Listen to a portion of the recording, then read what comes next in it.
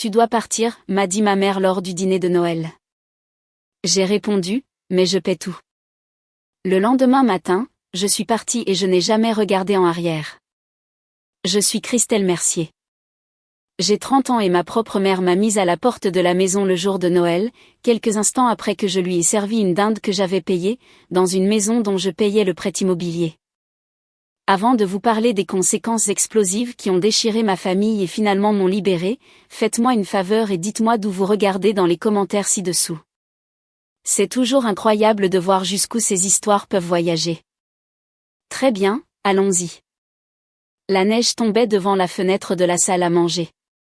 De gros flocons doux qui semblaient étouffer les bruits du monde. Cela ressemblait à une carte postale. À l'intérieur, la maison sentait la dinde rôtie, la cannelle et le pain de l'arbre de Noël que j'avais installé dans le salon. Tout était parfait, ou du moins, je l'avais arrangé pour que cela le soit. Je voulais juste, pour un jour, sentir que nous étions une famille normale et heureuse. Je venais de poser le plat de dinde dorée sur la table. Ma mère, Jeannette, était assise au bout. Ma jeune sœur, Laure, faisait défiler son téléphone, et ma tante Carole sirotait un verre de vin. Ça a l'air magnifique, Christelle, dit tante Carole, offrant un faible sourire. J'ai hoché la tête, sentant une petite étincelle de fierté. Merci. J'espère que tout le monde a faim. Je me suis assise, j'ai pris ma fourchette et j'étais sur le point de prendre ma première bouchée quand ma mère s'est raclé la gorge. Elle ne m'a pas regardée.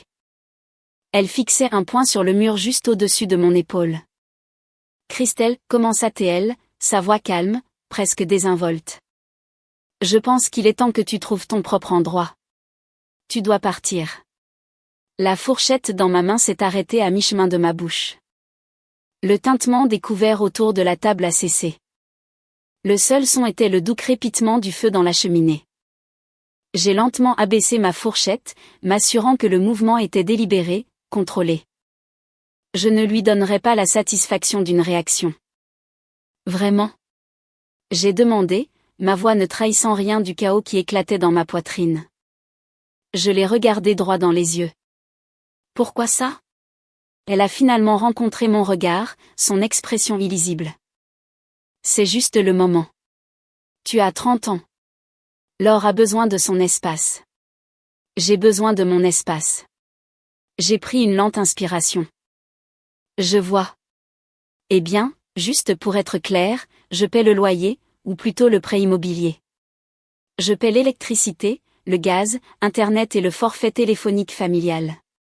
J'achète aussi les courses, y compris, vous savez, tout ce repas. Ma voix était stable. Une reporter énonçant des faits. La mâchoire de ma mère s'est serrée, mais elle n'a pas répondu. Elle a juste pris son couteau et sa fourchette et a coupé un morceau de dinde comme si je venais de commenter la météo. Tante Carole s'est figée, son verre de vin en suspens près de ses lèvres, les yeux écarquillés. Ma sœur Laure, l'enfant prodige, a refusé de lever les yeux de son assiette. Elle a soudainement trouvé sa purée de pommes de terre incroyablement fascinante. Son silence était plus fort que les mots de ma mère. C'était une approbation. J'ai regardé autour de la table la scène que j'avais si soigneusement construite. Les lumières chaudes, les décorations festives, la nourriture abondante. Tout semblait être une imposture, une scène pour une pièce dont j'ignorais être la méchante. Je me suis levée lentement. Ma chaise a fait un léger bruit de raclement sur le parquet. Excusez-moi, j'ai dit. Personne n'a répondu. Ce fut la goutte d'eau qui fit déborder le vase.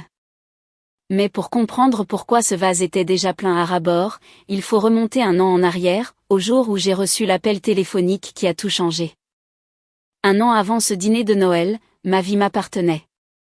J'avais un super appartement au 12e étage d'un immeuble en centre-ville. Ce n'était pas luxueux, mais les fenêtres du sol au plafond m'offraient une vue imprenable sur le panorama urbain qui me donnait l'impression d'être au sommet du monde.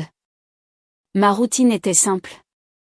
Me réveiller, aller à la salle de sport de l'immeuble, prendre un café au magasin en bas et me rendre au travail à pied. J'avais mes amis, mon espace, ma paix. C'était une vie que j'avais bâtie pour moi-même, brique par brique, avec chaque longue heure passée au bureau. J'étais ingénieur en logiciel et j'étais douée pour ça. J'étais enfin vraiment indépendante. Mon père était décédé 5 ans auparavant. Sa mort avait laissé un vide que rien ne pouvait combler. Il était mon roc, ma boussole morale. La maison dans laquelle nous avions grandi n'était pas seulement une maison. C'était un monument à son travail acharné. Je me souvenais de lui sur des échelles en été, peignant les boiseries, et à genoux dans le jardin, plantant les rosiers que ma mère aimait. Cette maison est notre fondation, Christelle, m'avait-il dit une fois, essuyant la sueur de son front. C'est plus que du bois et des clous. C'est là que nous sommes en sécurité. Protège-la toujours. Ces mots étaient gravés dans mon âme. Après son départ, ma mère m'avait assuré qu'elle avait tout sous contrôle. J'avais proposé d'aider avec les factures, mais elle m'avait écarté d'un geste de la main. Ne sois pas bête, ma chérie. J'ai l'assurance vie de ton père. Je vais bien. Va construire ta propre vie. Alors, je l'ai fait, la croyant. Puis vint l'appel téléphonique ce mardi après-midi gris. Mon téléphone a vibré et « Maman » s'est affiché à l'écran.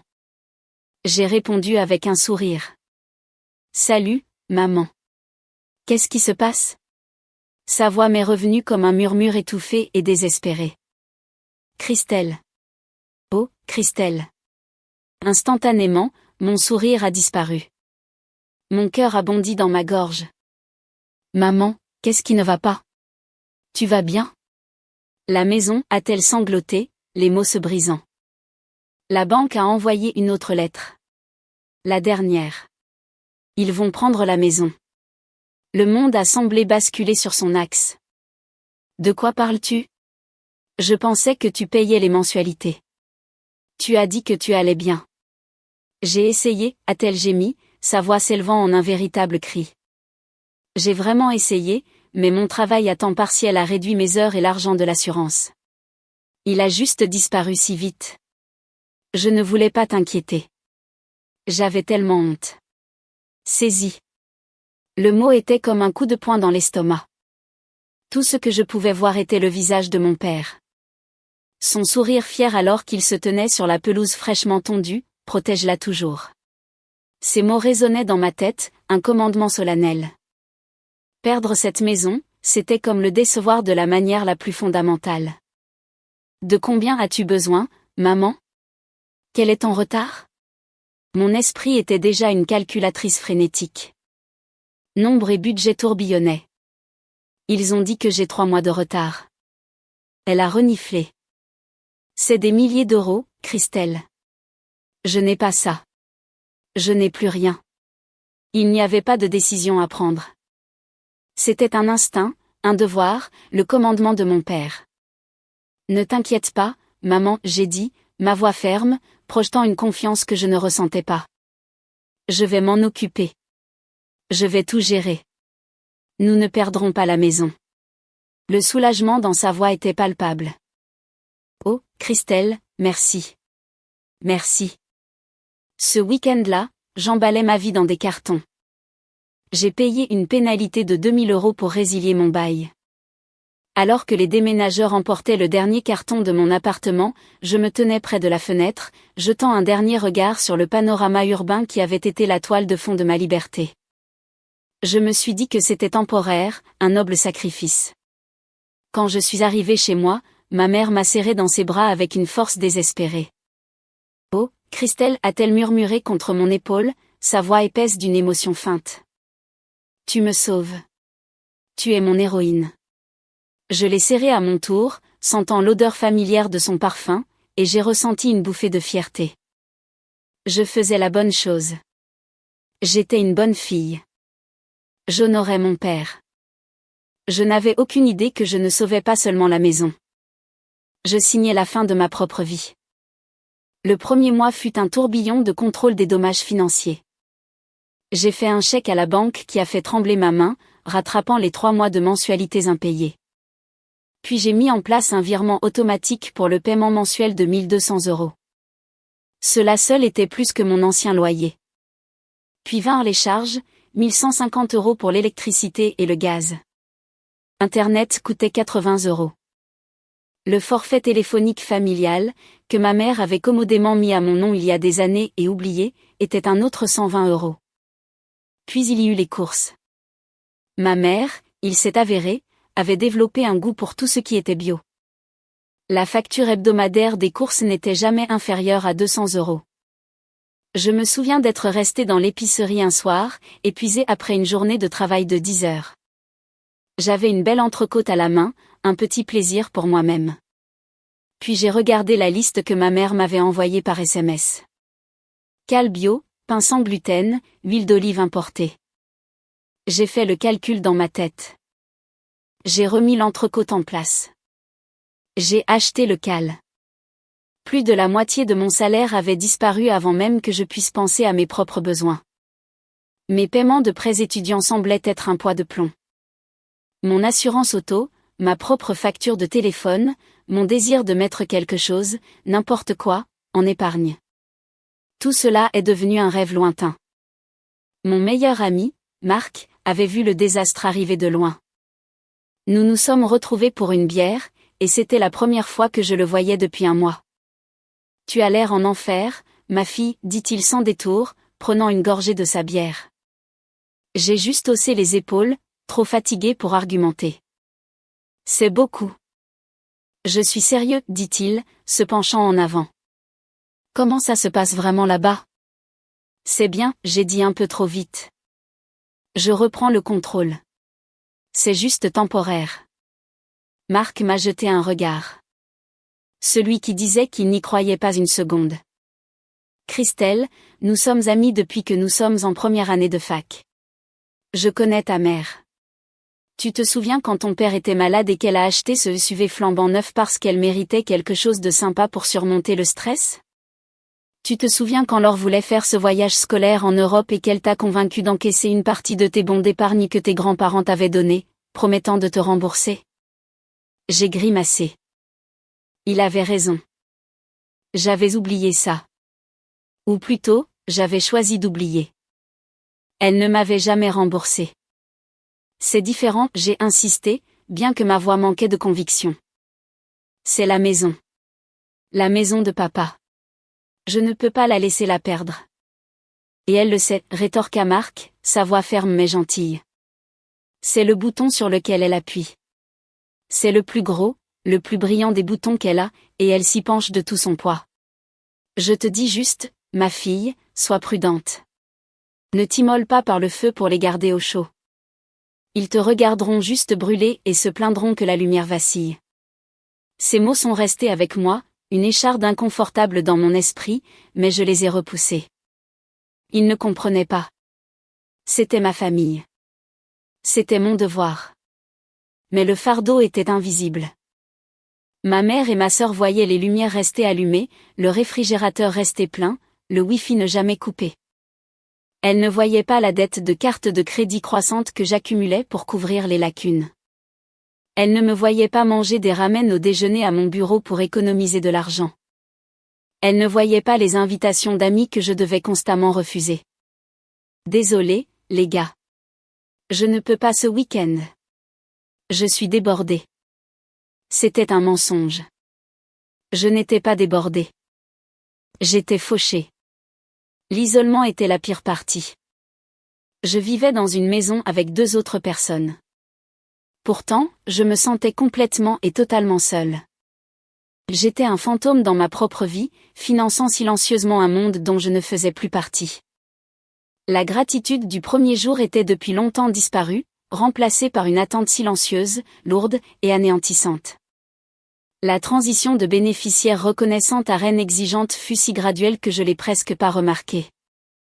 La conversation sur le fait que ma mère trouve un emploi a complètement disparu après le premier mois. Elle a été remplacée par une litanie d'excuses. J'ai cherché en ligne aujourd'hui, Christelle, annonçait-elle avec un soupir théâtral. Il n'y a juste rien pour une femme de mon âge avec mes compétences.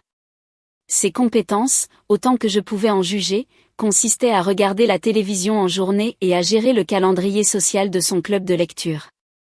Avec l'hypothèse de la permanence vinrent les exigences. Elles ont commencé petites, présentées comme des suggestions.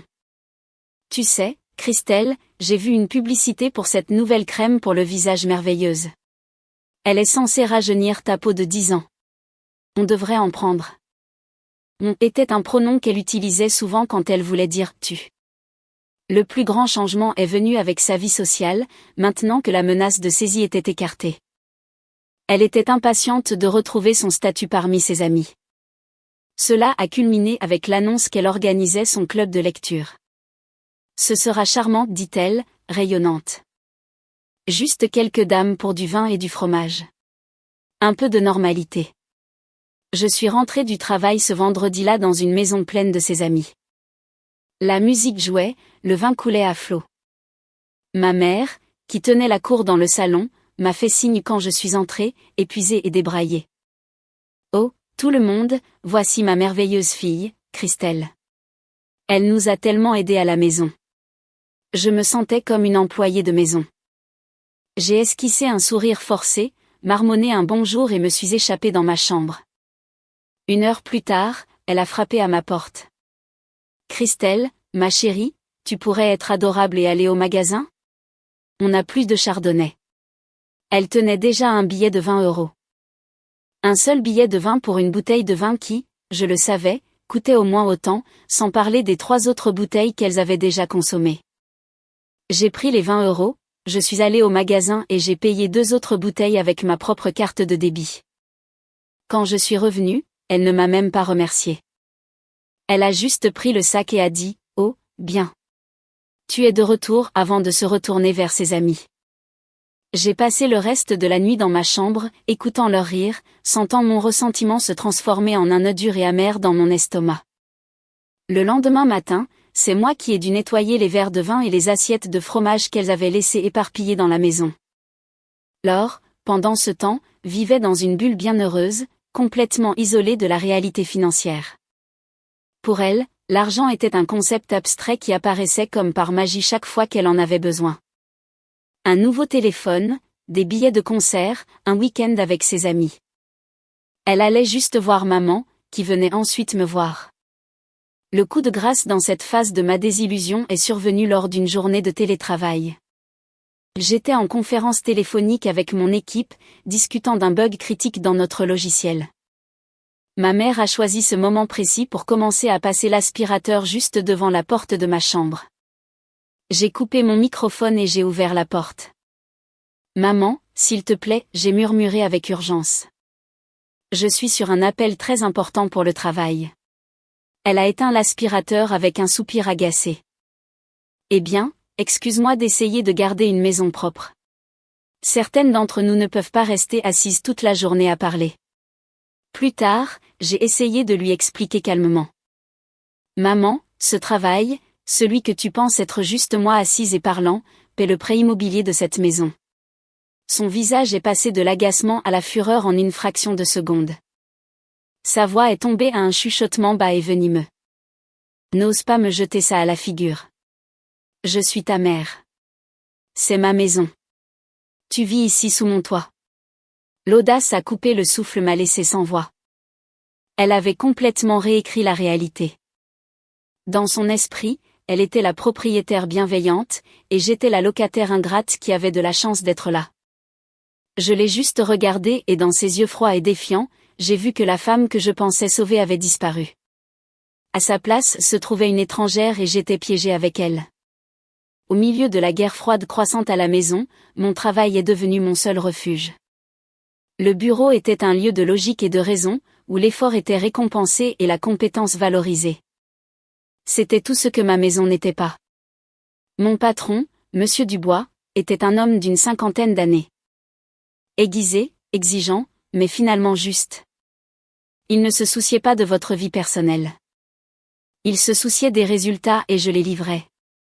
Un lundi matin, il m'a appelé dans son bureau au mur de verre.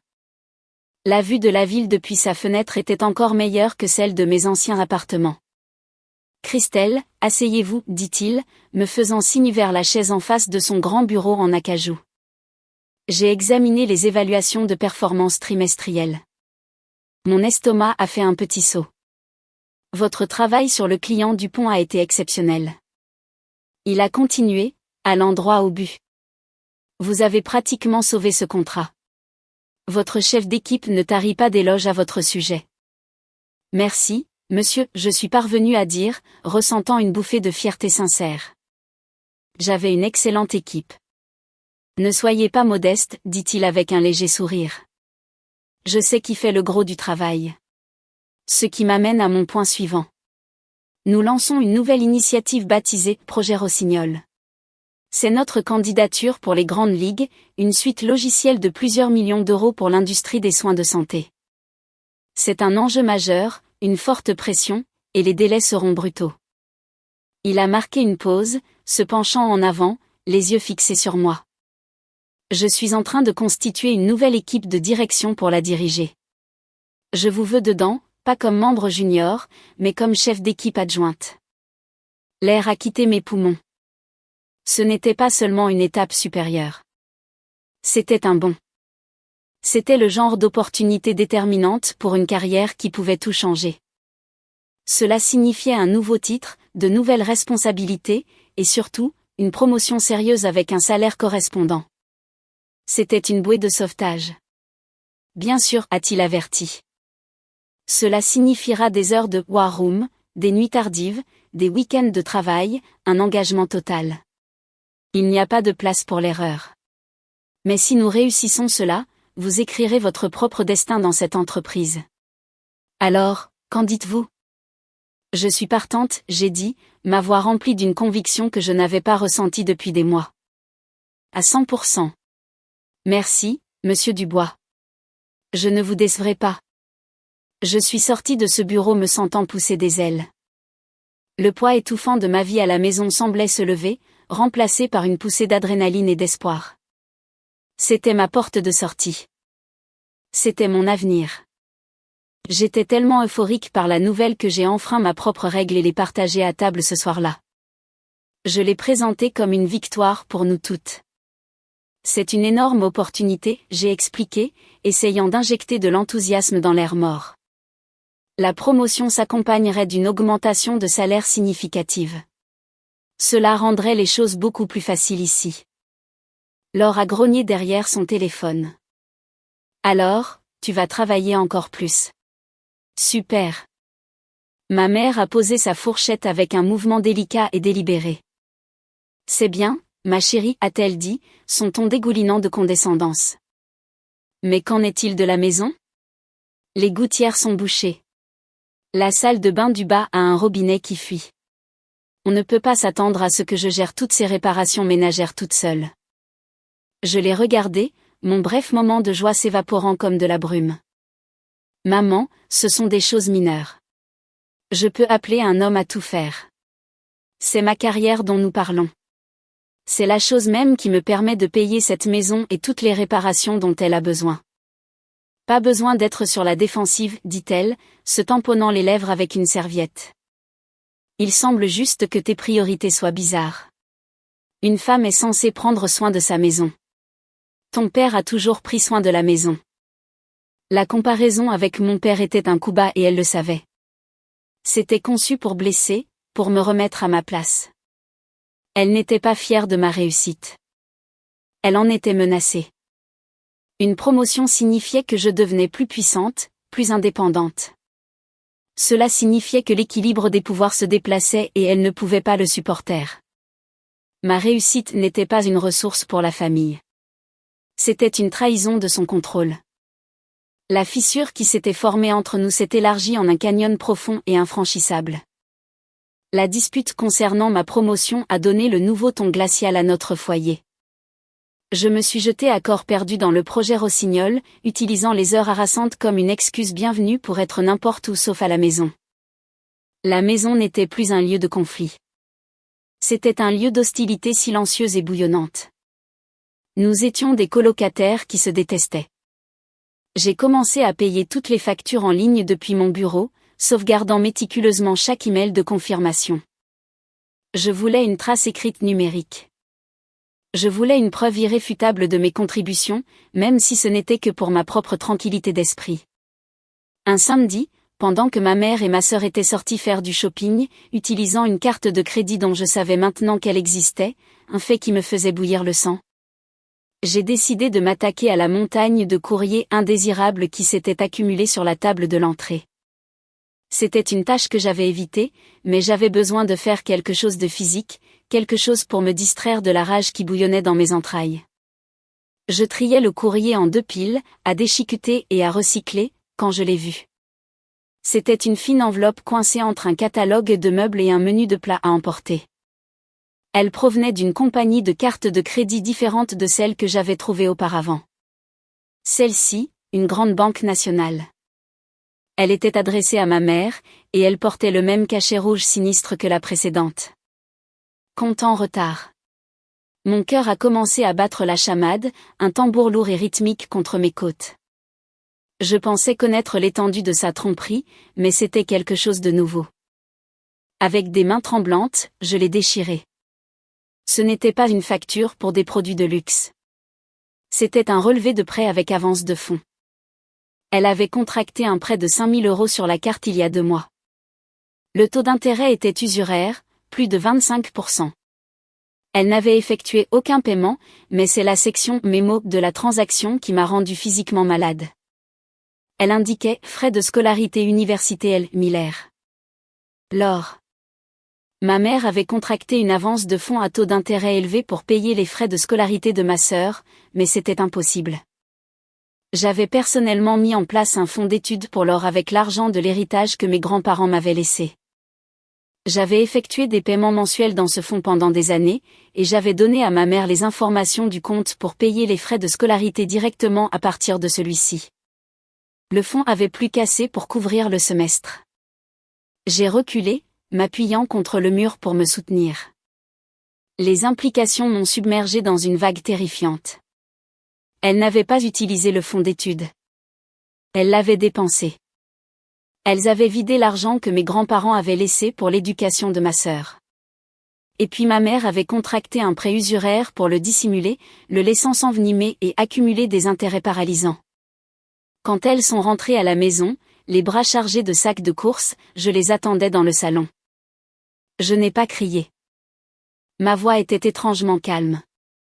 J'ai brandi le relevé. Expliquez ça. Le visage de ma mère est devenu blanc comme un linge. Je ne sais pas ce que c'est. Ne me mens pas, j'ai dit, ma voix comme de la glace. Je suis au courant du fonds d'études de l'or. Je sais qu'il a disparu. Où est passé l'argent, maman? Laure a regardé de l'une à l'autre, les yeux écarquillés par la peur. Ma mère a commencé à pleurer. Nous avions des dépenses. La voiture avait besoin de réparation. Le toit fuyait. Que des mensonges. J'avais payé les réparations de la voiture.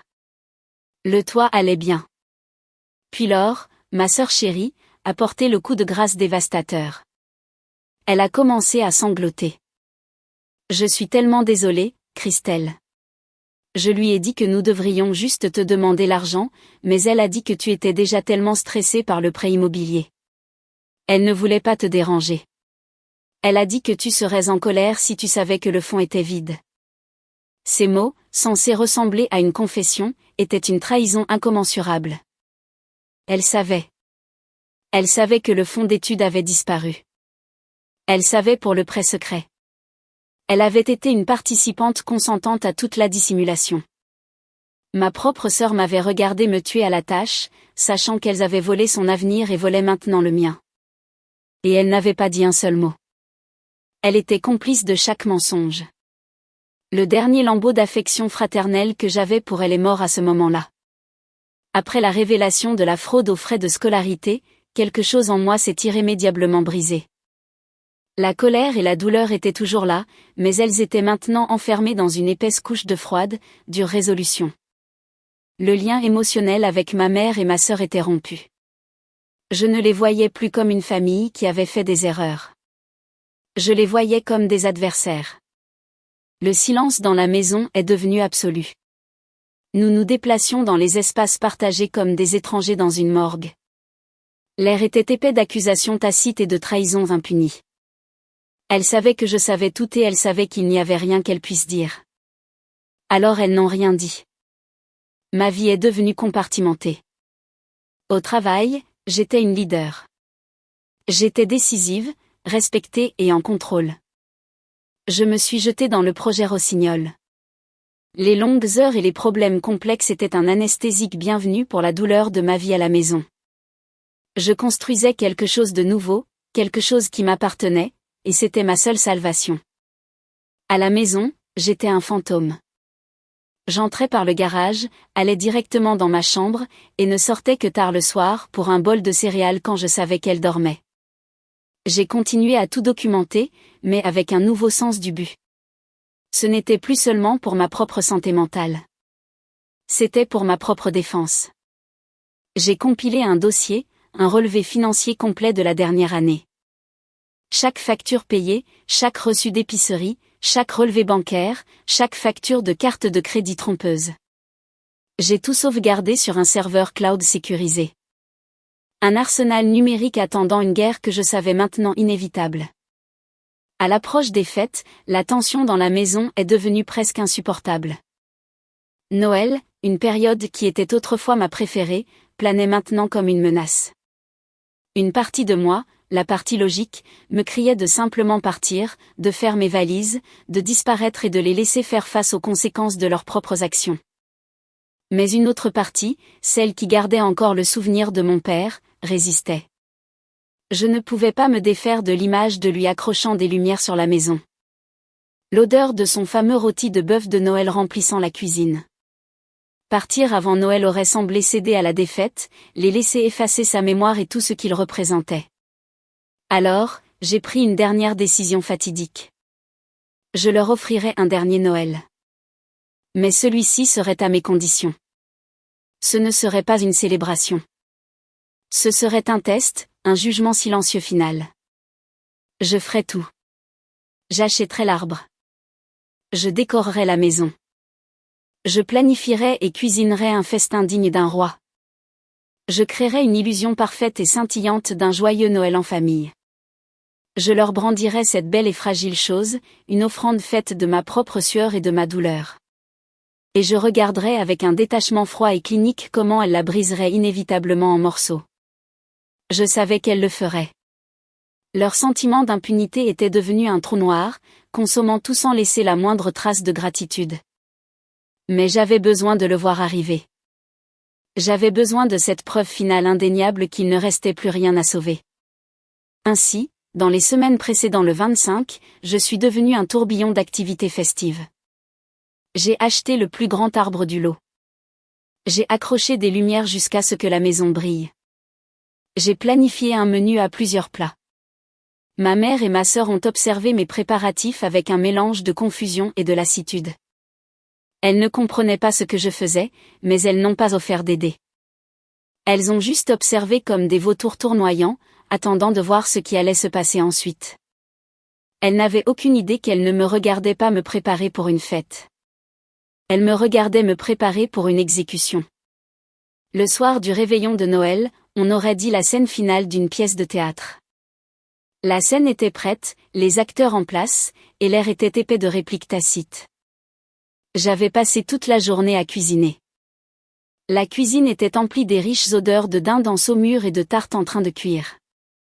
La maison ressemblait à quelque chose tiré d'un magazine. Le sapin était une cascade de lumière clignotante et de décorations brillantes, et j'avais même allumé un feu dans la cheminée. Sa lueur chaude contrastait fortement avec l'atmosphère glaciale entre nous. Ce soir-là, nous nous sommes réunis dans le salon pour l'ouverture des cadeaux. Dans un moment que je ne peux décrire que comme une habitude masochiste, je leur avais acheté des cadeaux, pour ma mère, un pull en cachemire coûteux dont elle parlait depuis des mois, pour Laure, le nouveau smartphone haut de gamme dont elle faisait allusion. Je les avais mis sur ma propre carte de crédit, ajoutant à la montagne de dettes que je supportais pour elles. C'était une dernière ironie amère. Elles ont ouvert leurs cadeaux avec un enthousiasme creux et simulé. « Oh, Christelle, c'est magnifique » dit ma mère, brandissant le pull sans me regarder dans les yeux. Laure était déjà absorbée par la configuration de son nouveau téléphone, grommelant à peine merci. Il n'y avait rien pour moi sous le sapin. Pas une carte, pas une paire de chaussettes, pas une tablette de chocolat, rien. Je m'y étais attendue, mais la dure réalité m'a quand même frappé comme un coup de poing.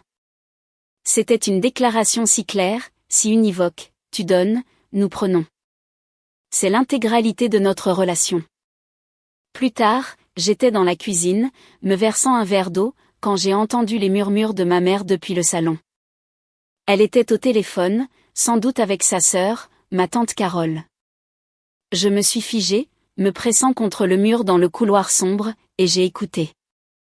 Je ne sais juste pas quoi faire, Carole, disait ma mère, sa voix un murmure théâtral de désespoir supposé.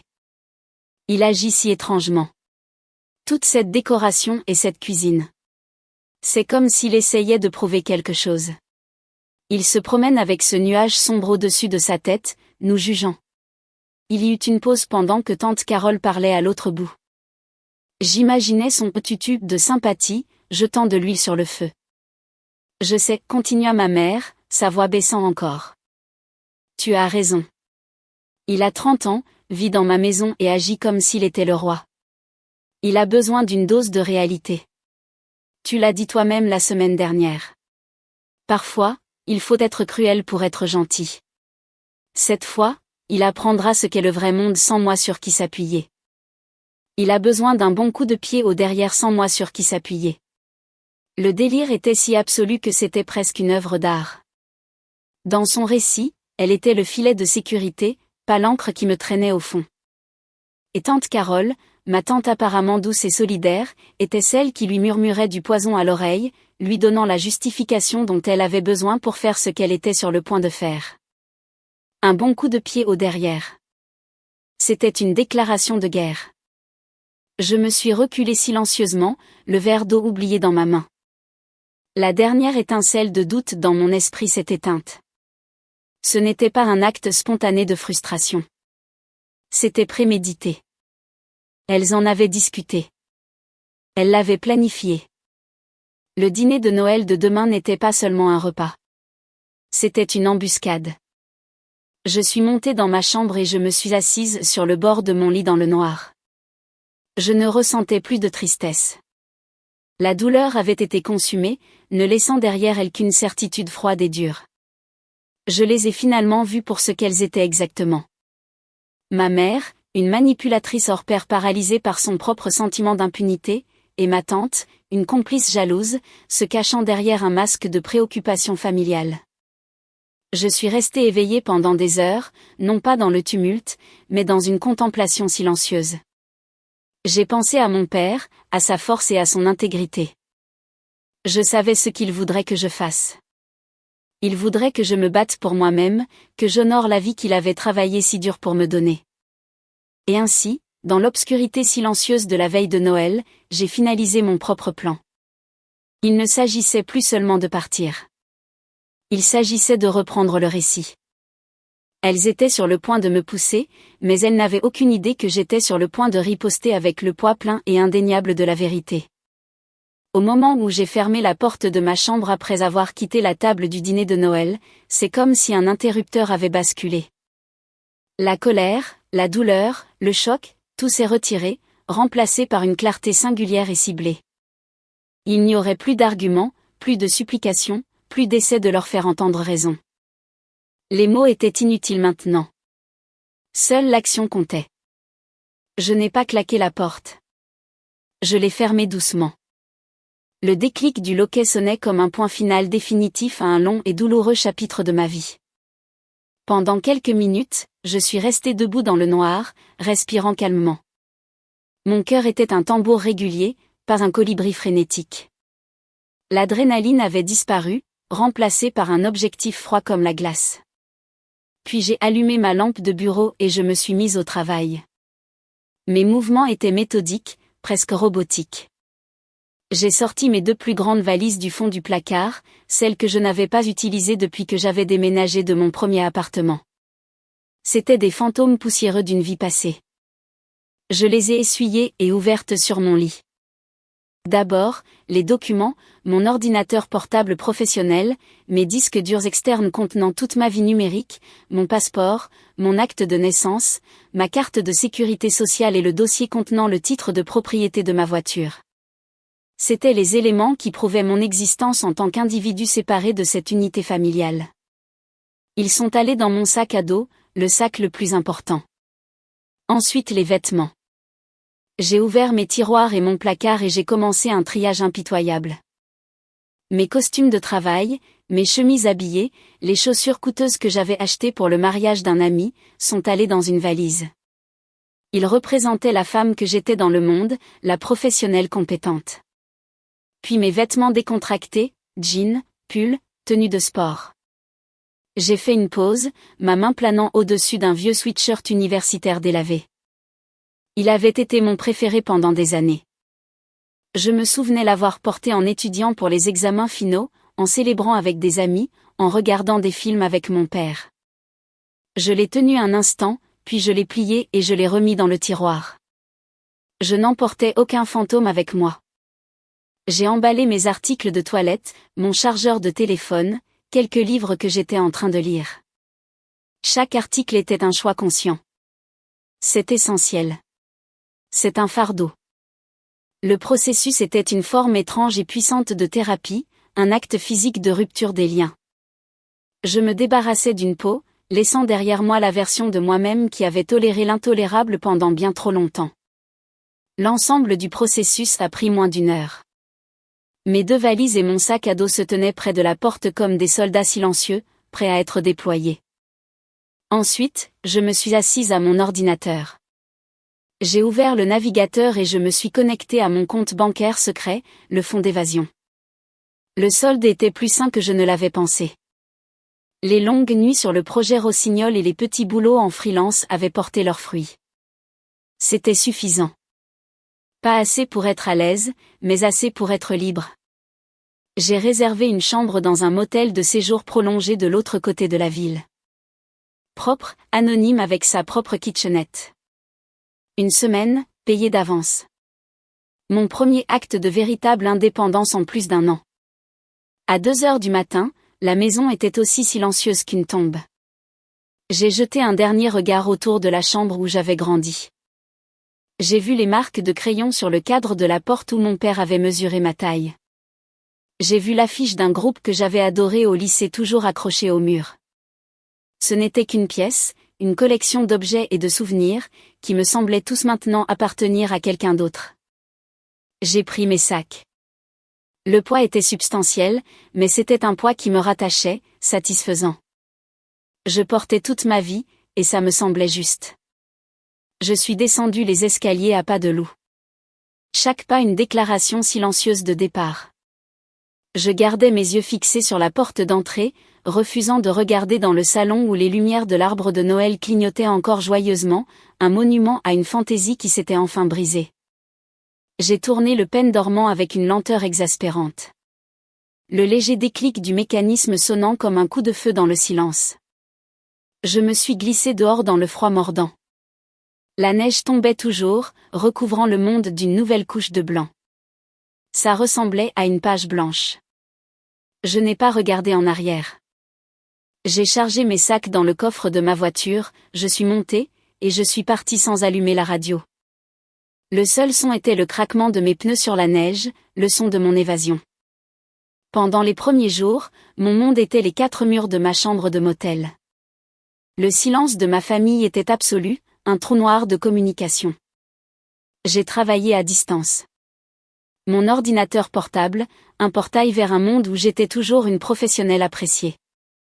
J'ai commandé de la nourriture, regardé la télévision et essayé de ne pas penser. Mais le silence était un message en soi. Ce n'était pas le silence de l'inquiétude ou de la préoccupation. C'était le silence de l'effacement. J'avais été soigneusement et efficacement retiré de leur vie.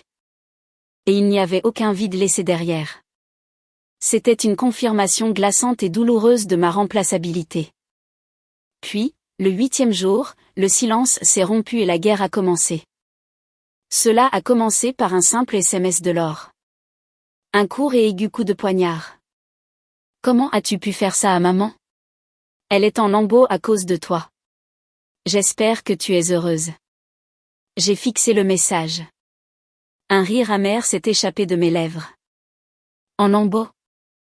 Ma mère était beaucoup de choses, mais fragile n'en était pas une.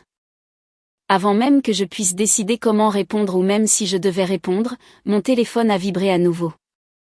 C'était un email de ma tante Lisa, la sœur aînée de ma mère. L'objet était simplement dégoûté. L'email était un chef-d'œuvre d'hystérie de seconde main. Christelle, ta mère m'a appelé en pleurs. Je ne l'ai jamais entendue si désemparée. Elle m'a tout raconté. Comment tu as piqué une crise de rage à Noël, criant et hurlant. Comment tu as jeté ton assiette contre le mur comme une enfant et ensuite tu es parti en trombe, l'abandonnant face à une saisie immobilière et une montagne de factures. Après qu'elle t'ait accueilli, après tout ce qu'elle a fait pour toi, ton père aurait honte. Les mensonges étaient si audacieux, si spécifiques. J'ai presque dû admirer l'art. Jeter une assiette. C'était le détail théâtral parfait pour me peindre comme dérangé. Puis les appels ont commencé. Mon cousin Cédric, ayant l'air mal à l'aise et déçu, ma grand-mère, sa voix tremblante d'indignation vertueuse, me disant que j'avais brisé le cœur de ma mère. Ma mère ne m'avait pas seulement mise à la porte. Elle avait lancé une campagne de terre brûlée coordonnée pour anéantir mon personnage. Elle salait la terre, s'assurant que je n'aurais pas d'alliés, pas de système de soutien, personne vers qui me tournait dans toute la famille. Elle m'isolait complètement. Je me suis assise sur le bord du lit rigide du motel, mon téléphone vibrant avec un autre appel entrant d'un parent en colère, et j'ai senti les derniers vestiges de ma douleur et de ma tristesse se consumer, remplacés par une rage blanche et clarifiante. La victime passive que j'avais été pendant un an avait disparu. Elle voulait une méchante. Très bien, mais je ne jouerai pas la méchante dans son histoire. Je serai l'héroïne de la mienne, et l'arme de l'héroïne est la vérité. J'ai ouvert mon ordinateur portable, mes doigts volant sur le clavier. Je n'ai pas écrit de plaidoyer émotionnel. Je n'ai pas engagé un débat, il a dit, elle a dit. J'ai composé ma déclaration avec la précision froide et brutale d'un document juridique. Je suis allé sur ma page de réseau social, celle que j'utilisais rarement, et j'ai créé une nouvelle publication. Je l'ai rendue publique. J'ai tagué chaque membre de ma famille avec qui j'étais connectée, ma mère, ma sœur, toutes mes tantes, mes oncles et mes cousins. Le titre était simple. La vérité sur Noël et l'année passée. J'ai commencé calmement, à ma famille et mes amis. Beaucoup d'entre vous ont entendu une histoire sur la raison pour laquelle j'ai quitté la maison de ma mère à Noël. L'histoire que vous avez entendue est une œuvre de fiction. Voici les faits. Puis j'ai déchaîné l'arsenal que j'avais construit pendant des mois. Premièrement, j'ai téléchargé le tableur, un registre complet et détaillé de chaque facture que j'avais payée depuis mon retour. Prêt immobilier, 1200 € par mois. Charges, 1150 € par mois. Courses, 1800 € par mois. Les chiffres étaient nets, indéniables. Deuxièmement, j'ai téléchargé un portfolio PDF des relevés bancaires clés. J'ai surligné mes dépôts de salaire et les retraits correspondants qui correspondaient aux factures, prouvant que l'argent venait de moi et de moi seul. Troisièmement, et de manière la plus dévastatrice, j'ai téléchargé les copies numérisées des relevés de carte de crédit de ma mère, le solde de 10 000 € au grand magasin, les achats de luxe, le prêt secret avec avance de fonds. J'ai inclus le relevé du fonds d'études vide de leur montrant son solde avant que je déménage et son solde 6 mois plus tard. J'ai écrit, je n'ai pas abandonné ma mère avec une montagne de factures. J'étais la seule à les payer. Je ne suis pas partie à cause d'une crise de colère. Je suis partie parce qu'on me l'a dit et parce que je n'étais plus disposée à financer un mode de vie de tromperie et de luxe tout en sacrifiant mon propre avenir financier. Les preuves sont toutes ici. Je ne vous demande pas de prendre mon parti. Je vous demande de regarder la vérité. J'ai pris une profonde inspiration. Mon doigt planait au-dessus du bouton « Publier ». C'était le point de non-retour. J'ai cliqué dessus et la bombe numérique a été larguée. Ce fut le moment qui a tout changé. Le moment où j'ai finalement repris le contrôle de ma vie et de ma propre histoire. Merci beaucoup de m'avoir suivi jusqu'à ce point. Vous êtes incroyable. Si vous êtes ici, faites-moi une énorme faveur et appuyez sur le bouton « J'aime » et commentez le numéro ainsi dessous juste pour que je sache que vous avez lu jusqu'ici avec moi. Cela n'aide pas seulement plus de gens à trouver cette histoire. Cela me fait savoir que mon expérience signifie quelque chose pour quelqu'un quelque part. Votre soutien est la plus grande motivation pour que je continue à partager le reste de ce voyage. Les suites immédiates de ma publication furent un silence assourdissant. Le barrage de SMS et d'appels en colère s'est arrêté comme si un interrupteur avait été basculé. Pendant environ 3 heures, il n'y a rien eu. Je pouvais l'imaginer parfaitement. Des téléphones qui vibrent à travers le réseau familial. Des gens qui cliquent sur les liens, l'horreur lente et grandissante alors qu'ils faisaient défiler les preuves indéniables. L'histoire que ma mère avait si soigneusement construite était systématiquement démantelée. Non pas par ma colère, mais par ses propres reçus. J'ai éteint mon téléphone. Je ne pouvais pas gérer l'inévitable deuxième vague, quelle que soit la forme qu'elle prendrait. J'ai marché jusqu'à un dîner voisin, commandé un café noir et un burger, et me suis assise dans une cabine, regardant le trafic passer. Je me sentais étrangement calme. La vérité était révélée. C'était un animal sauvage maintenant, et je ne pouvais pas contrôler ce qu'il faisait. Mais au moins, il était libre et moi aussi. Quand je suis retournée à ma chambre de motel ce soir-là, j'ai rallumé mon téléphone. Il était inondé de notifications, mais elles étaient différentes maintenant. La colère avait disparu, remplacée par un mélange de choc, de confusion, et de la part de quelques-uns, de profondes excuses. Le premier était un SMS de mon cousin Cédric. Il était long et décousu. Christelle, oh mon Dieu, je viens de tout lire. Je me sens tellement idiot. Ma mère, tante Lisa, est en état de choc complet. Elle est au téléphone avec mon père depuis 1 heure. Nous n'avions aucune idée. Je suis tellement désolée pour le message que j'ai envoyé. J'aurais dû savoir. J'aurais dû te faire confiance. Puis vint le message vocal. C'était de tante Marie, la sœur de mon père. Sa voix, d'habitude si chaleureuse et joyeuse, était remplie d'une froide fureur. Christelle, c'est ta tante Marie. Je viens de raccrocher avec ta grand-mère. Je lui ai lu chaque ligne de ses relevés de carte de crédit. Le silence à l'autre bout était quelque chose à voir. Elle a pris une profonde inspiration. Je veux te dire quelque chose que mon frère, ton père, m'a dit peu de temps avant de mourir. Il m'a dit, Marie, j'aime Jeannette de tout mon cœur, mais ses désirs ont tendance à devenir des besoins, et les besoins des autres ont tendance à devenir son problème. Il s'inquiétait de cela. Il craignait qu'elle ne s'appuie trop sur toi. Des larmes me sont montées aux yeux. C'était un message du passé, une validation de la personne dont l'opinion comptait le plus pour moi. Mon père l'avait vu. Il avait su. Il serait tellement fier de toi en ce moment, ma chérie, continua-t-elle, sa voix s'adoucissant. Fier de ton travail acharné, fier de ta force, et fier que tu aies défendu la vérité. Tu as fait la bonne chose. Ne laisse personne, et je dis bien personne, te dire le contraire. Appelle-moi quand tu seras prête. Nous te ferons traverser ça. La guerre civile familiale avait commencé. Cédric m'a dit plus tard que tante Lisa avait eu une violente dispute téléphonique avec ma mère, l'accusant de mentir et de l'utiliser. Ma mère, en réponse, avait apparemment redoublé d'efforts, affirmant que j'avais falsifié les documents. Mais il était trop tard. Les preuves étaient trop accablantes. Personne ne la croyait. La nouvelle la plus satisfaisante est venue de Cédric quelques jours plus tard. Tu ne vas pas croire ça, m'a-t-il envoyé par SMS. Tante Carole a appelé ma mère pour essayer d'arranger les choses. Défendre ta mère. Ma mère lui a dit qu'elle savait que Carole l'avait encouragée tout au long et qu'elle était tout aussi coupable.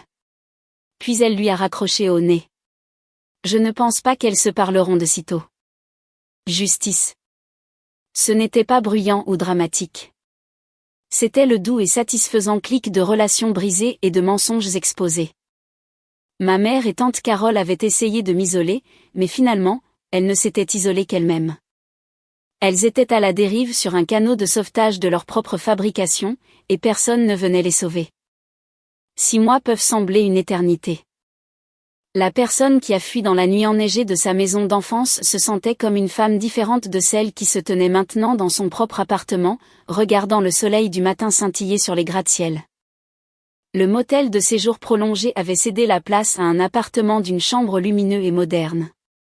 Il était plus petit que mon premier logement, mais il me semblait infiniment plus grand. Il était rempli de mes affaires, de mes choix, de ma paix. Il n'y avait pas de fantôme ici.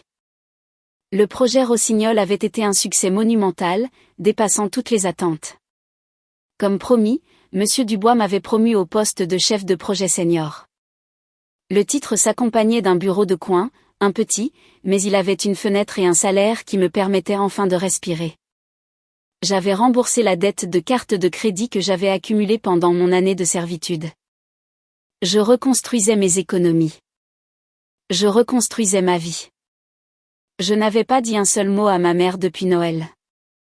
J'avais bloqué son numéro et celui de tante Carole aussi. J'avais entendu des rumeurs par le biais des discussions familiales. Ma mère avait été forcée de vendre la maison. La maison de mon père, la fondation que j'avais failli détruire pour protéger. Elle et Laure avaient déménagé dans un petit appartement exigu de l'autre côté de la ville. Le produit de la vente, j'ai appris plus tard, avait à peine suffi à couvrir le prêt immobilier, les prêts secrets et la dette de carte de crédit. Elle n'avait plus rien. Une partie de moi, une petite partie résiduelle, a ressenti une pointe de tristesse à la perte de la maison. Mais c'était une émotion éphémère, rapidement remplacée par le soulagement accablant que ces chaînes ne soient plus enroulées autour de mon cou. Un samedi ensoleillé, j'ai reçu un SMS d'un numéro inconnu. Christelle, c'est Laure. On peut se rencontrer, s'il te plaît? Juste pour un café. Je paierai. Les 2 derniers mots sont ce qui m'a convaincu. C'était un petit, mais significatif aveu d'une nouvelle réalité. J'ai accepté et nous nous sommes rencontrés dans un café neutre. Le changement chez elle était frappant. L'étudiante gâtée et insouciante avait disparu. À sa place se trouvait une jeune femme qui semblait fatiguée et abattue. Les vêtements de marque avaient disparu, remplacés par un simple pull générique. Merci de m'avoir rencontré, dit-elle, sa voix calme. Elle ne parvenait pas à me regarder dans les yeux. Qu'est-ce que tu as en tête, Laure, j'ai demandé, gardant mon ton neutre. Je n'étais pas là pour me battre, mais je n'étais pas là pour offrir l'absolution non plus.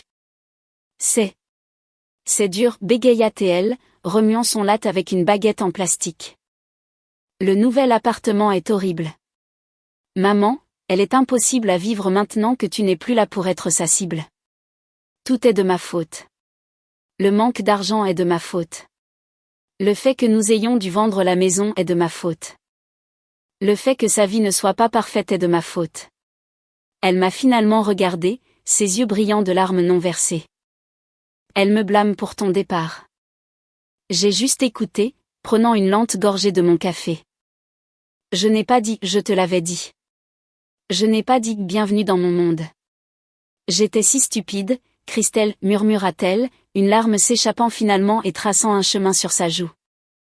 J'ai juste suivi tout ça parce que c'était plus facile, parce que j'obtenais ce que je voulais. Je n'ai jamais arrêté de penser à ce que cela te coûtait. Je le vois maintenant. Je vois tout. Et je suis tellement désolée. C'étaient les excuses que je n'avais jamais espéré recevoir. Et c'était sincère. Je pouvais le voir dans ses yeux. Je sais, j'ai dit doucement. Et puis je lui ai offert la seule chose que je pouvais. Tu sauras quand tu en auras assez, Laure. Tu atteindras un point où la peur de partir sera moindre que la douleur de rester. Et quand ce jour viendra, tu m'appelles. Je t'aiderai à te relever. Mais tu dois être celle qui franchira la porte. Elle a hoché la tête. Un scintillement de quelque chose. De l'espoir peut-être dans ses yeux. Ce n'était pas le pardon. Pas encore. Mais c'était un pont. Un petit pont fragile à travers un canyon de trahison, mais un pont néanmoins. Quelques semaines après ma rencontre avec Laure, un mardi soir tranquille, on a frappé à la porte de mon appartement. C'était un coup sec et insistant qui m'a mis les nerfs à vif. Je n'attendais personne.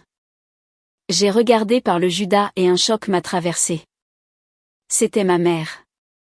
Elle se tenait là, l'air plus petite et plus vieille que dans mes souvenirs. Elle tenait une tarte aux pommes de supermarché dans un récipient en plastique bon marché. L'absurdité du geste, une tarte à 5 € censée panser une blessure profonde d'1 kilomètre, était presque risible. J'ai pris une profonde inspiration, je me suis ressaisie et j'ai ouvert la porte. Je n'ai pas reculé. Je n'ai pas souri. Je me suis simplement tenue là, une barrière humaine à la vie que j'avais construite. Christelle, dit-elle, essayant un sourire maternel éclatant qui paraissait grotesque sur son visage tendu. J'étais dans le quartier. Je t'ai apporté une tarte. Que veux-tu, maman? Ma voix était froide, plate. Il n'y avait aucune place pour la négociation. Son sourire a vacillé. Je pensais qu'on pourrait parler. Ça fait si longtemps. Une mère devrait pouvoir voir sa fille. Une fille devrait pouvoir faire confiance à sa mère, j'ai rétorqué. Ma voix était inflexible. Le masque a glissé. Pendant une fraction de seconde, j'ai vu l'éclair de fureur pure et non adultrée dans ses yeux. La même fureur que j'avais vue quand je l'avais interrogée sur la facture Internet. C'était la rage d'une reine dont l'autorité a été contestée. Mais elle l'a rapidement réprimée, la remplaçant par un regard de profonde tristesse théâtrale. Écoute, dit-elle, sa voix prenant un ton blessé et las. Je sais que les choses ont dégénéré, mais soyons justes. Nous avons toutes les deux fait des erreurs, Christelle. Nous avons toutes les deux dit et fait des choses que nous regrettons. C'était ça.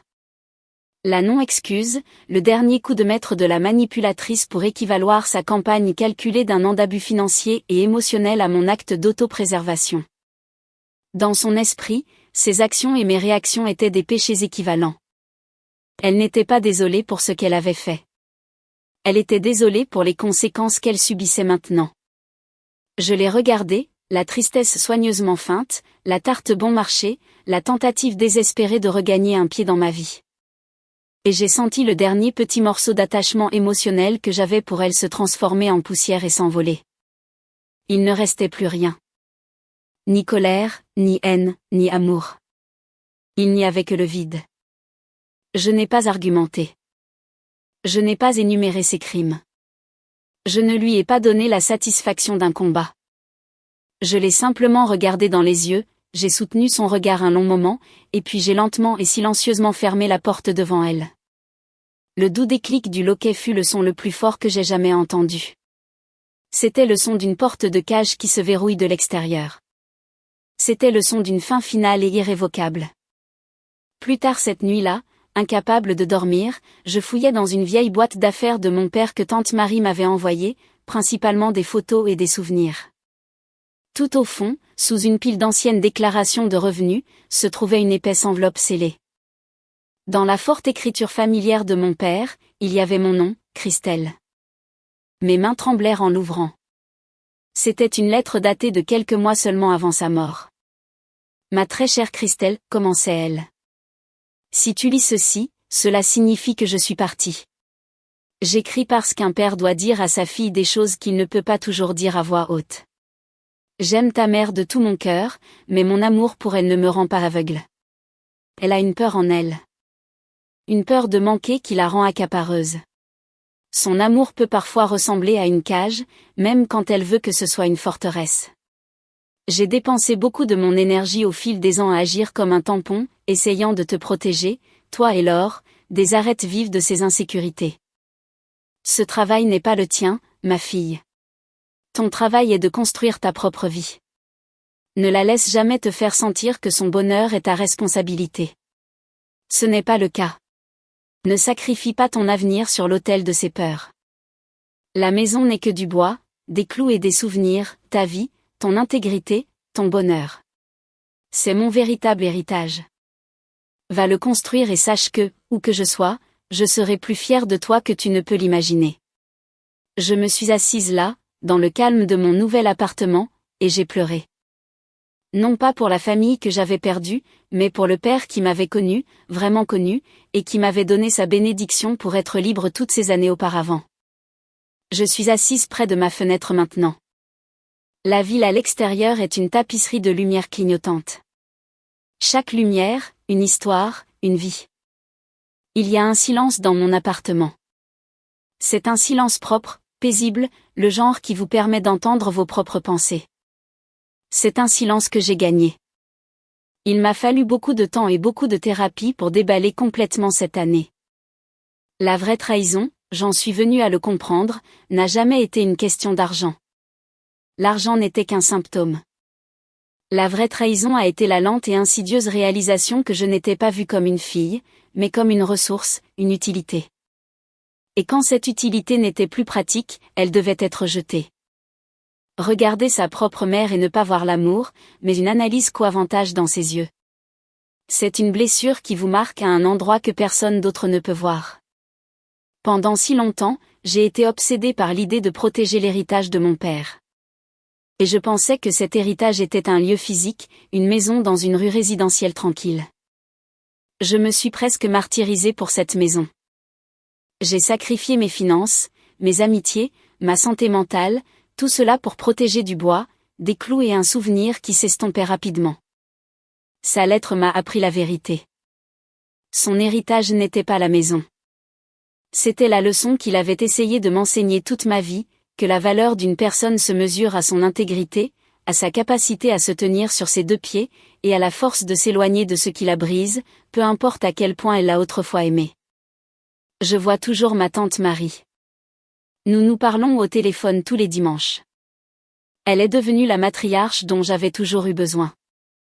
Je parle aussi toujours alors. Elle a déménagé de l'appartement de ma mère il y a quelques mois.